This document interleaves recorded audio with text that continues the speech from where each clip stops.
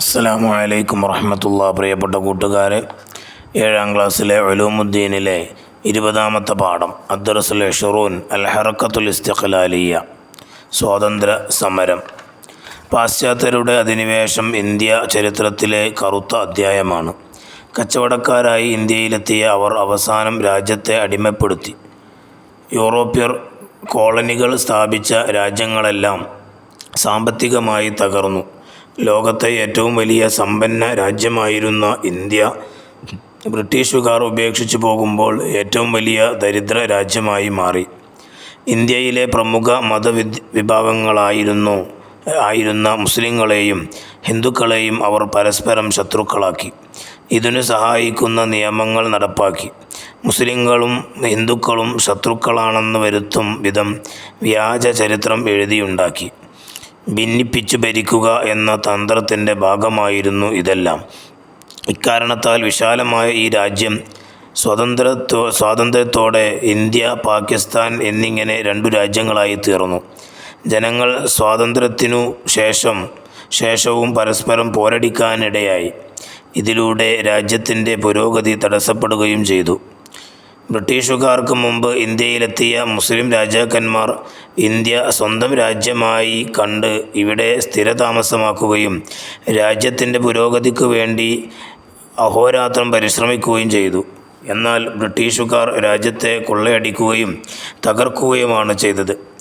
വാർത്താവിനിമയ രംഗത്തും ഗതാഗത രംഗത്തും അവർ കൊണ്ടുവന്ന പരിഷ്കാരങ്ങൾ സ്വന്തം നേട്ടത്തെ മുന്നിൽ കണ്ടായിരുന്നു.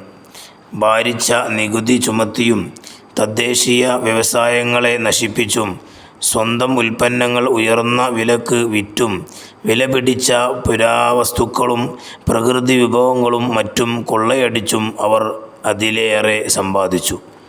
ബ്രിട്ടീഷ് അധിനിവേശത്തിൽ ഏറ്റവും കൂടുതൽ കെടുതി അനുഭവിച്ചത് മുസ്ലിങ്ങളാണ്.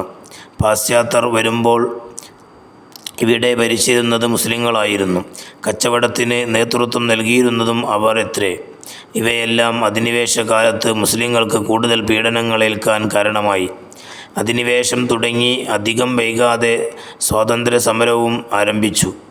1857 വിപ്ലവത്തോടെ അത് ശക്തി പ്രാപിച്ചു. രാജ്യത്തെ എല്ലാ വിഭാഗം ജനങ്ങളും അതിൽ പങ്കാളികളായി.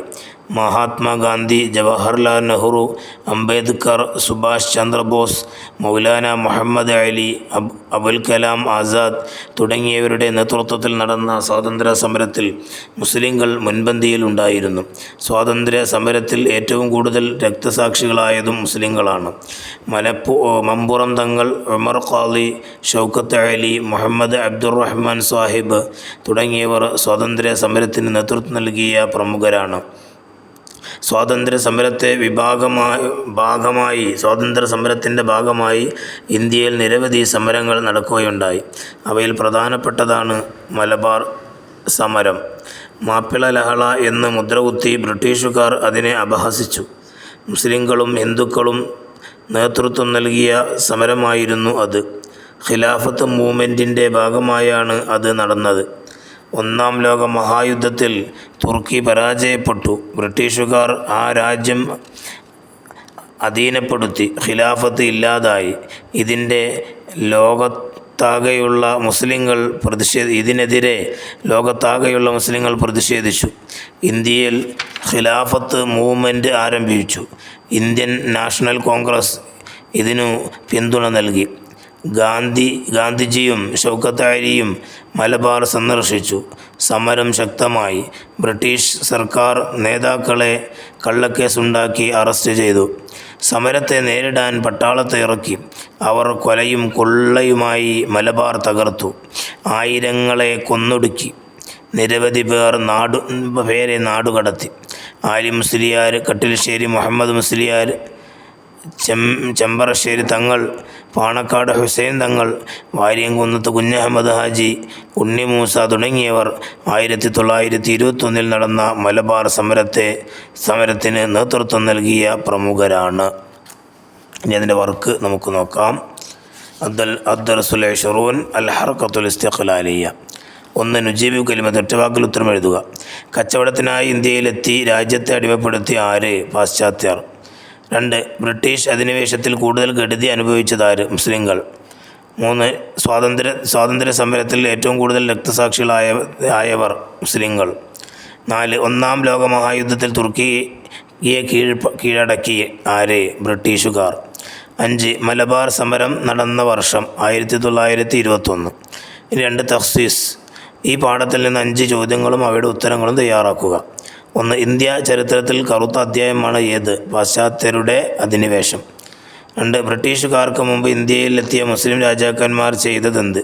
ഇന്ത്യ സ്വന്തം രാജ്യമായി കണ്ട് ഇവിടെ സ്ഥിരതാമസമാക്കുകയും രാജ്യത്തിൻ്റെ പുരോഗതിക്ക് വേണ്ടി അഹോരാത്രം പരിശ്രമിക്കുകയും ചെയ്തു.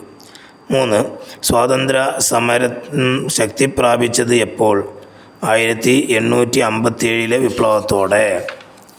4. സ്വാതന്ത്ര്യ സമരത്തിൻ്റെ ഭാഗമായി ഇന്ത്യയിൽ നടന്ന സമരങ്ങളേതെല്ലാം? പ്രധാനപ്പെട്ടത് ഏതെല്ലാം?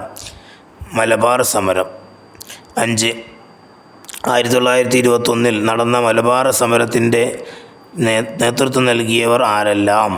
ആലി മുസ്ലിയാർ, കട്ടിൽശ്ശേരി മുഹമ്മദ് മുസ്ലിയാർ, ചെമ്പ്രശ്ശേരി തങ്ങൾ, പാണക്കാട് ഹുസൈൻ തങ്ങൾ, വാരിയംകുന്നത്ത് കുഞ്ഞഹമ്മദ് ഹാജി, ഉണ്ണിമൂസ. ഇനി ഇന്ത്യൻ സ്വാതന്ത്ര്യ സമരത്തിൽ മുസ്ലിങ്ങളുടെ പങ്ക് എന്ന വിഷയത്തിൽ കുറിപ്പ് തയ്യാറാക്കുക. അധിനിവേശം തുടങ്ങി അധികം വൈകാതെ സ്വാതന്ത്ര്യ സമരം ആരംഭിച്ചു. 1857 വിപ്ലവത്തോടെ അത് ശക്തി പ്രാപിച്ചു.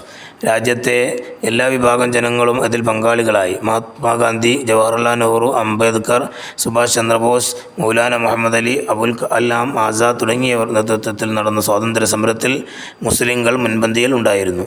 സ്വാതന്ത്ര്യ സമരത്തിൽ ഏറ്റവും കൂടുതൽ രക്തസാക്ഷികളായതും മുസ്ലിങ്ങളാണ്. മമ്പുറം തങ്ങൾ, ഉമർ ഖാദി, ഷൗക്കത്ത് അലി, മുഹമ്മദ് അബ്ദുറഹ്മാൻ സാഹിബ് തുടങ്ങിയവർ സ്വാതന്ത്ര്യ സമരത്തിന് നേതൃത്വം നൽകിയ പ്രമുഖരാണ്. ഇനി വാരിയംകുന്നത്ത് കുഞ്ഞഹമ്മദ് ഹാജിയുടെ ജീവചരിത്രം തയ്യാറാക്കുക. അസ്സലാമു അലൈക്കും വറഹ്മത്തുള്ളാഹി വബറകാതുഹു.